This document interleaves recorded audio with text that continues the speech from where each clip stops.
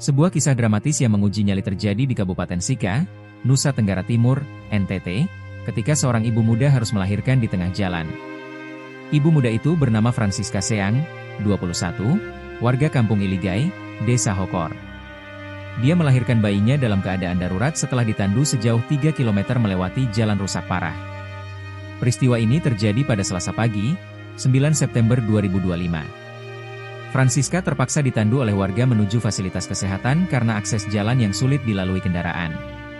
Namun, di tengah perjalanan yang berat, kontraksi hebat mendadak datang. Tak ada pilihan lain, Francisca dibaringkan di atas rerumputan. Warga yang menandu dengan sigap membuat tenda darurat menggunakan terpal dan alas seadanya dari kain sarung.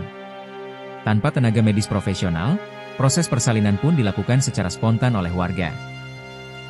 Meski penuh ketegangan, bayi Francisca berhasil lahir dengan selamat dan dalam kondisi sehat. Namun, sang ibu muda sempat mengalami penurunan kesadaran dan pingsan selama hampir 1 jam sambil menanti kedatangan tim medis. Nikolaus, salah seorang warga yang berada di lokasi, menceritakan perjuangan mereka. Petugas kesehatan sementara jalan kaki dari Desa Hokor menuju Iligai, ujarnya.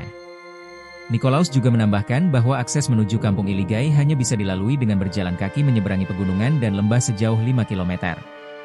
Mohon bantuan dari pihak terkait untuk lebih memperhatikan akses ke fasilitas umum, terutama akses jalan, agar hal-hal seperti ini tidak terulang lagi, harapnya.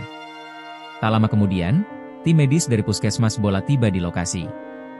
Mereka segera membuat tenda darurat untuk menstabilkan kondisi ibu dan bayi. Kepala Puskesmas Bola, Yusminus, menjelaskan bahwa evakuasi tertunda karena ambulans dan peralatan medis lainnya harus menempuh perjalanan yang sulit. Yusminus menyebutkan bahwa Francisca adalah pasien rutin yang aktif memeriksakan kehamilannya. Awalnya, ia ditempatkan di Desa Hokor untuk memudahkan pengawasan bidan desa karena ia menderita anemia. Namun, beberapa hari sebelum kejadian, Francisca pulang ke Iligai tanpa sepengetahuan bidan. Minimnya sinyal internet di daerah tersebut membuat komunikasi menjadi terputus. Akibatnya, saat kontraksi datang, Francisca harus berinisiatif sendiri menuju Puskesmas Bola. Meskipun harus melewati momen menegangkan, Francisca dan bayinya kini dalam kondisi stabil. Kisah ini menjadi cerminan betapa pentingnya akses infrastruktur yang memadai, terutama di daerah terpencil, untuk menjamin keselamatan warga.